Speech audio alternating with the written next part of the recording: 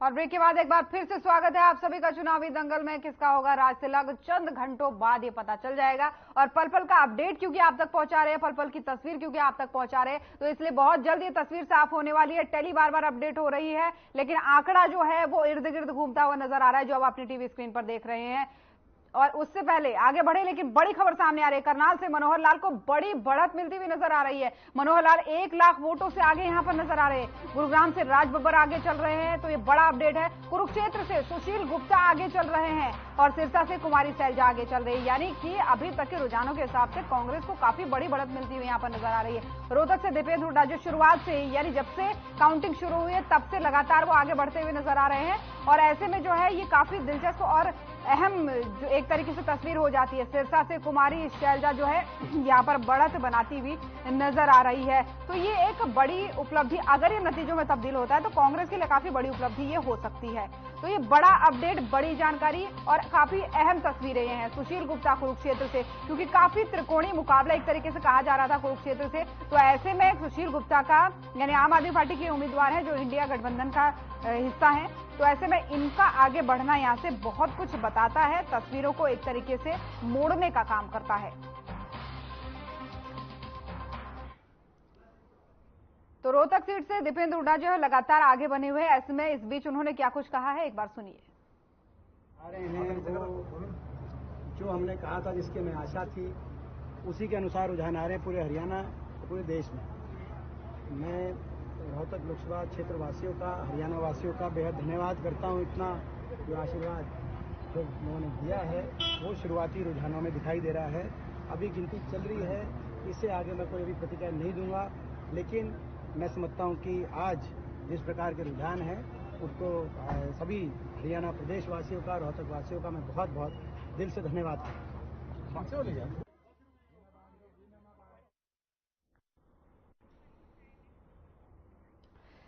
तो 296 सीटों पर एनडीए इस वक्त तक, अभी तक के रुझानों के हिसाब से बढ़त बनाती नजर आ रही है। इंडिया गठबंधन 228, और ये आंकड़ा जो है काफी दिलचस्प इसलिए हो जाता है क्योंकि पिछले 2 घंटे से लगातार ये आंकड़ा 1-2 सीट ऊपर नीचे जाता है, तो तस्वीर बदलने में काफी अहम मायने ये आंकड़ा रखता है। और छत्तीसगढ़ की जहां बात करते हैं, बगल में टैली चल रही है आपके राइट साइड, देखिए यहां पर 10 सीटों पर बीजेपी बढ़त बनाती हुई नजर आ रही है, क्योंकि राज्यवार भी आपको प्रदेशवार भी बता रहे हैं और पूरे देश का आंकड़ा भी बता रहे हैं। यानी 543 सीटों में से एक बार आपको ओवरऑल बता रहे हैं, जो नीचे की तरफ आपके स्क्रीन में टैली चल रही है, जिसमें एनडीए गठबंधन जो है 296 सीटों के आसपास जो है बढ़त बनाता हुआ नजर आ रहा है, लेकिन इंडिया गठबंधन 200 पार है वो भी। तो एक बड़ी उपलब्धि अगर होगी जब ये, अगर नतीजों में ये आंकड़े तब्दील होते हैं। वहीं अदर के खाते में जो है 19 सीटों के आसपास बढ़त बनाती हुई नजर आ रही है।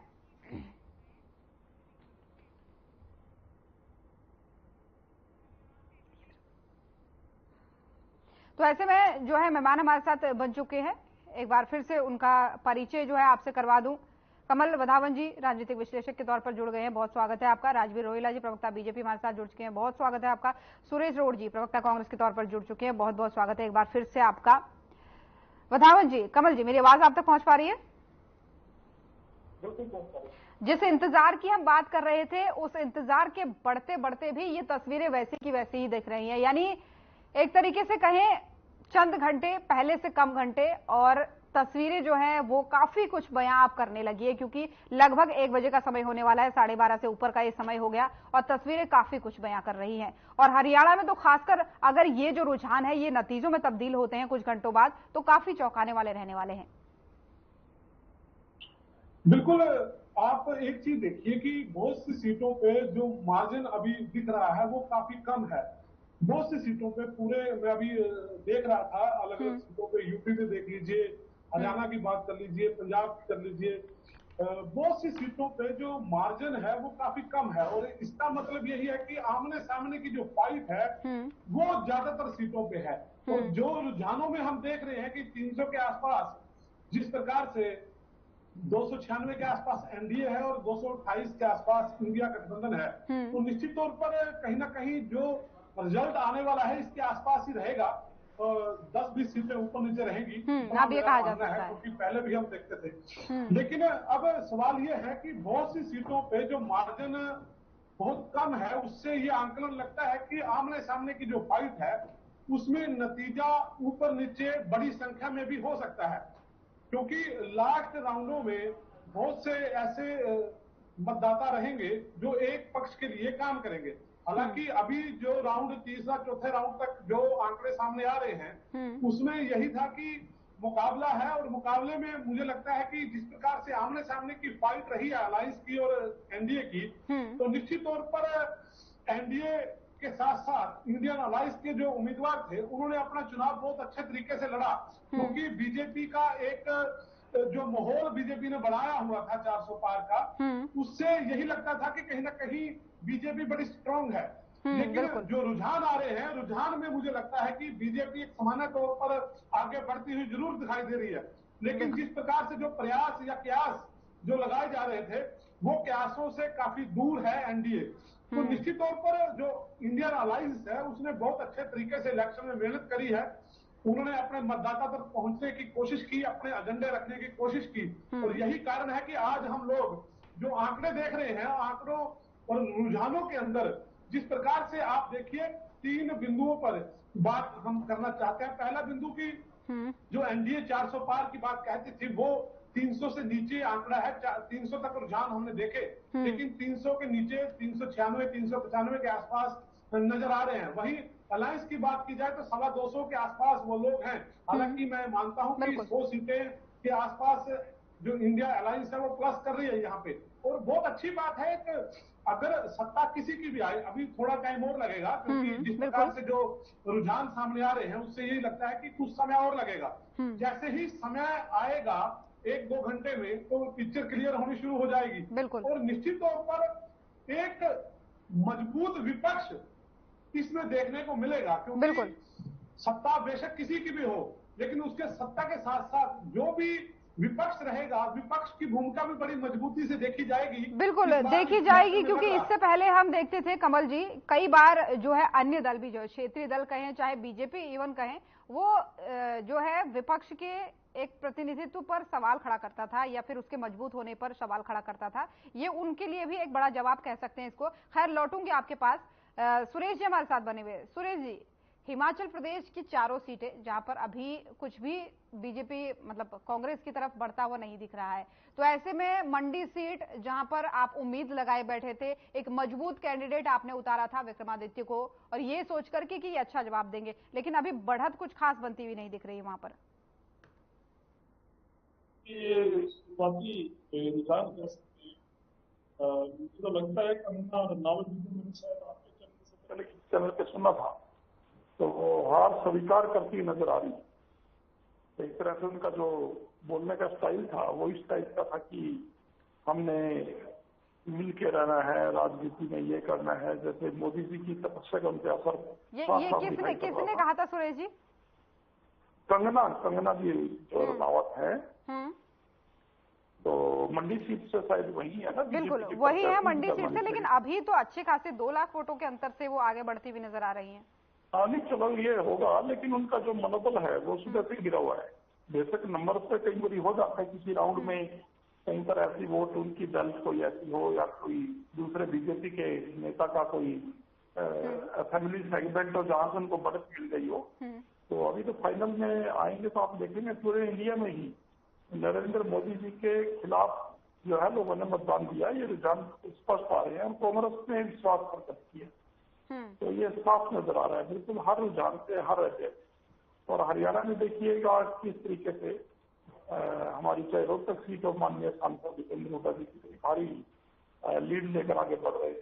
कुमारी शैलजा जी और वरुण चौधरी जी अम्बाला से, ये 7-8 सीटों में कांग्रेस 1-2 सीट के ऊपर नीचे हो रहा है, लेकिन 7-8 सीटों में कांग्रेस बढ़त बनाए हुए है। तो ये धीरे धीरे जैसे फाइनल होते जाएंगे, जब आप पाएंगे कि लोगों ने कांग्रेस पार्टी को स्वीकार किया है, कांग्रेस पार्टी की नीतियों में विश्वास प्रकट किया है, और बीजेपी को नरेंद्र मोदी की बड़पोलेपन, अहंकार बिल्कुल और विषय से हटकर की गई बातों को इंतजार यूं कहें, चंद लोगों घंटों ने का सिरे से इंतजार, निकाला है। जहां सालों निकल गए, महीने निकल गए, इतने दिनों का प्रचार निकल गया, 7 चरणों के मतदान निकल गए, अब चंद घंटों का इंतजार है, उसके बाद से तस्वीर बिल्कुल साफ है। रोहिला जी आवाज पहुंच पा रही है? रोहिला जी आवाज पहुंच पा रही है? हाँ ज्योति जी आ रही आवाज। रुझानों के हिसाब से हरियाणा की बात करें तो भले ही थोड़ा सा लग रहा है ऊपर नीचे, लेकिन हिमाचल की बात करें और क्या कहते हैं उत्तराखंड की बात करें तो वहां पर जो है रुझानों के हिसाब से अभी तक अच्छा प्रदर्शन देखने को मिल रहा है। तो ऐसे में जैसा कि मैंने उनसे भी सवाल किया था सुरेश जी से कि मंडी सीट से कंगना के खिलाफ आपने विक्रमादित्य को उतारा था, तो क्या उम्मीदें लग रही है? वो कह रहे हैं कि अभी भी हमें उम्मीद है, लेकिन अच्छे खासे वोटों के मार्जिन से आगे दिखती हुई नजर आ रही है कंगना। लेकिन उनका कहना है कि मनोबल गिर चुका है कंगना जी का और बीजेपी वालों का। सुरेश रोड जी तो कुछ भी कह सकते हैं। आज रिजल्ट देख रहे हैं, हरियाणा में 5-5 दिख रही है अभी, तो कुछ भी बोल सकते, कोई बात नहीं, हमारे सीनियर है। मंडी में जो कंगना रनावत ने जो चुनाव लड़ा है वो एक पहले मैदान में उतारते हुए कांग्रेस ने अपने ऐसे ऐसे उम्मीदवार मैदान में उतारे जो पहले दिन से ही लगता था कि ये फाइट दे सकते हैं। और निश्चित तौर पर यह भी कारण हो सकता है बीजेपी के उसके लिए मजबूत उम्मीदवार आना। और तीसरा जो पहलू थे, तीसरे पहलू ये थे कि हरियाणा के अंदर जिस प्रकार से कास्टिज्म के जो एक खेल खेला जाता है, हालांकि बीजेपी की ओर से ऐसी गणित बिठाया गया था कि फलाना आदमी या फलाना उम्मीदवार एक जाति का अगर वो ज्यादा वोटें लेता है तो कांग्रेस को नुकसान होगा, बीजेपी को उसका फायदा होगा। तो ये ऐसे भी गणित जो बिठाने की एक प्रक्रिया रही थी जो हम देख रहे थे, वो कारण भी मैं मानता हूं कि वो फेल हुए हैं। इसके अलावा हरियाणा में डेरों और मठों का बड़ा रोल रहता है, लेकिन इस बार बीजेपी के पक्ष में जो डेरे और मठ थे वहां से भी एक अच्छा मैसेज जो जनता को जाना चाहिए था या उनके अनुयायियों को जाना चाहिए था वो भी प्रॉपर से नहीं गया। ये भी एक कारण बीजेपी की पीछे रहने का हो सकता है। तो निश्चित तौर पर मजबूती के साथ मुद्दों के साथ कांग्रेस भी मैदान में थी और ऐसे चेहरे कांग्रेस लेके आई जिसने बीजेपी के उम्मीदवारों को टक्कर दी है। और मैं मानता हूं, अब अभी मैं देख ही रहा था कि 5 सीटों पे बीजेपी रुझानों में आगे है और 5 पे अलायंस के मान लो ये कह सकते हैं कि कांग्रेस हरियाणा में आगे है। तो निश्चित तौर पर एक बड़ी गजब सी जो चीज मुझको दिख रही, गुरुग्राम में आपने देखा, गुरुग्राम में राज बब्बर को कहीं ना कहीं कम आंका जा रहा था, लेकिन शुरुआती रुझानों में जिस प्रकार से अभी मैं देख रहा हूं, अभी भी 23,000 प्लस की जो लीड लेकर राज बब्बर आगे मैदान में है। हालांकि हो सकता है कि नू मवाद से ये चीजें चली हो सकता है कि उसका फायदा राज बब्बर को मिल रहा हो, आने वाले चीजों में ये फर्क थोड़ा कम हो जाए। लेकिन बहुत बड़े मार्जिन से जिस प्रकार से अपना कुमारी शैलजा की बात कर ली जाए और अपना दीपेंद्र हुड्डा की बात कर ली जाए तो एक 1.5 लाख की प्लस मार्जिन से ये लोग आगे हैं। तो निश्चित तौर पर ये जीत की ओर आगे बढ़ रहे हैं। और इसके अलावा भी जो कम मार्जिन की सीटें हैं जैसे 10-10 हजार सोनीपत की है और सबसे बड़ा नवीन जिंदल का देखिए 5,000 के आसपास नवीन जिंदल लीड बनाए हुए हैं।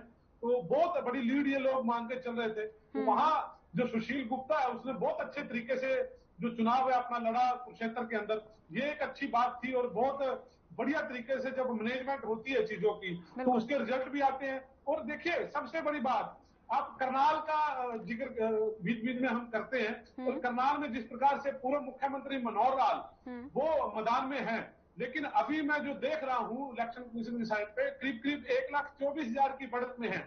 लेकिन आप ये ना भूलें कि ये इससे पहले 6 लाख प्लस का मार्जिन से यहाँ से चुनाव बीजेपी ने जीता हुआ है।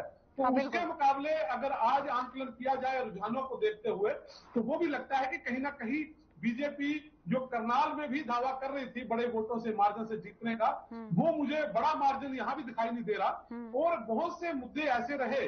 और सबसे बड़ी बात ये कि जिस प्रकार से कांग्रेस में कहीं ना कहीं कुछ क्लेश देखने को हमेशा मिलता रहा था, लेकिन इस इलेक्शन में मुझे लगा कि ऐसा भी कुछ नहीं था। एकजुट होकर बेशक धड़ा कोई भी हो, उन्होंने अपनी कैंपेन को चलाया।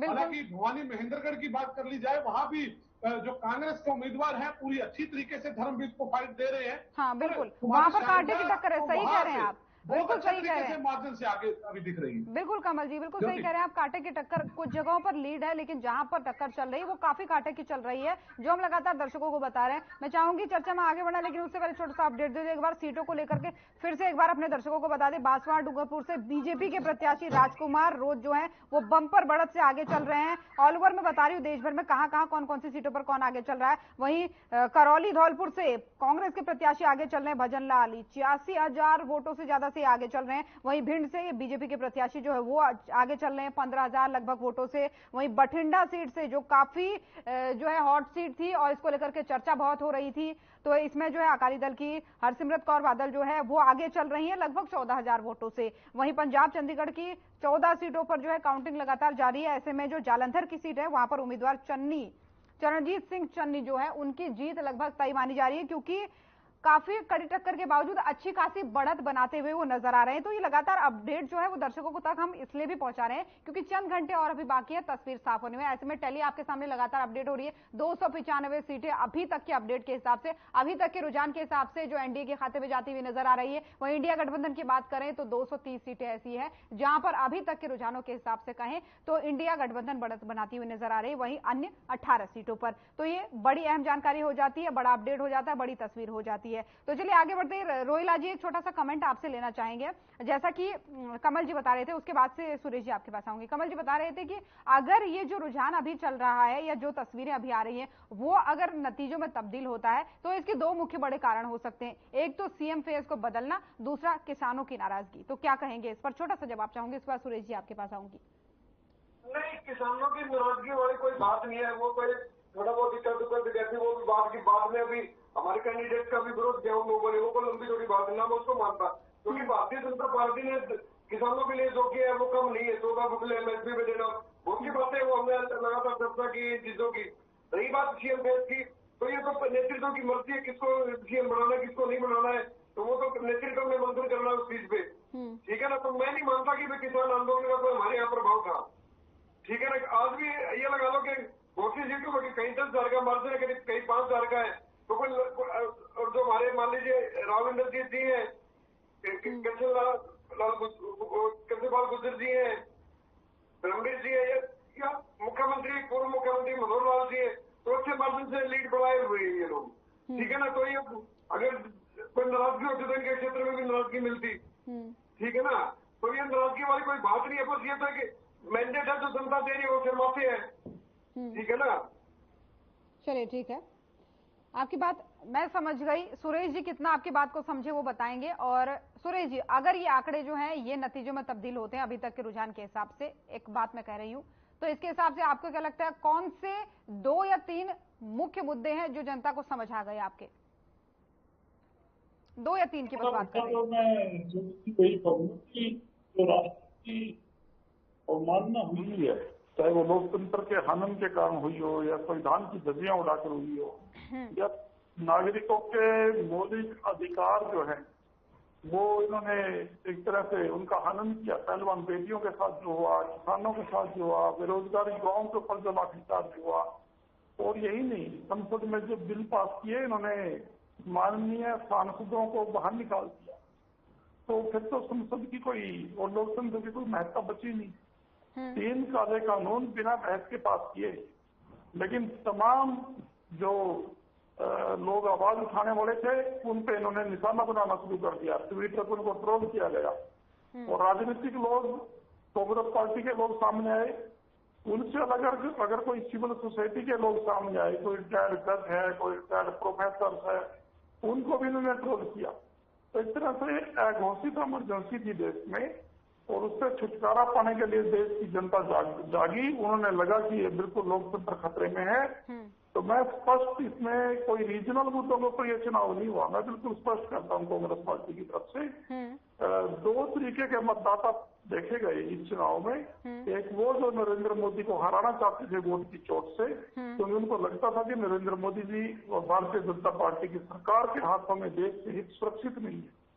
कोई भी देश 2 तरीके से संपन्न या विकसित माना जाता है, तो वो है एक उसकी आर्थिक दशा और दूसरा है उसकी फौज या आर्मी। सुरेश जी, एक सेकंड आपको टोक रही हूँ, एक सेकंड आपको टोक रही हूँ, क्योंकि यूपी का आंकड़ा आ रहा है और काफी दिलचस्पी आ रहा है, ऐतिहासिक इस तरीके से इसको कहा जा सकता है। पिछले बार के मुकाबले बीजेपी जो यहाँ पर है 37 सीटों पर बढ़त बनाती हुई नजर आ रही है, वहीं कांग्रेस यहाँ पर 6 सीटों पर बढ़त बनाती हुई नजर आई है, और समाजवादी पार्टी की बात करें तो 34 सीटों पर यहाँ पर अभी तक के हिसाब से बढ़त बनाती हुई नजर आ रही है। लेकिन बीएसपी अभी तक किसी भी सीट पर बढ़त बनाती हुई नजर नहीं आ रही है। और अन्य की अगर बात करें तो 3 सीटें ऐसी है जहां पर बढ़त बनाती हुई अन्य पार्टियां नजर आती है, क्योंकि ये दिलचस्प इसलिए हो जाता है कि पिछली बार समाजवादी पार्टी के खाते में मात्र 5 सीटें गई थी, और कांग्रेस की बात करें तो एकमात्र सीट ऐसी थी रायबरेली जो कांग्रेस के खाते में गई थी। और इस बार क्योंकि सोनिया गांधी राज्यसभा से सांसद बन चुकी है, तो ऐसे में रायबरेली से राहुल गांधी मैदान में है और वो लगातार आगे चल रहे हैं। और दूसरी बात करें बीएसपी की, बीएसपी के खाते में पिछली बार लगभग 10 सीटें थी। तो इस बार इस तरीके की अब तक की तस्वीर आना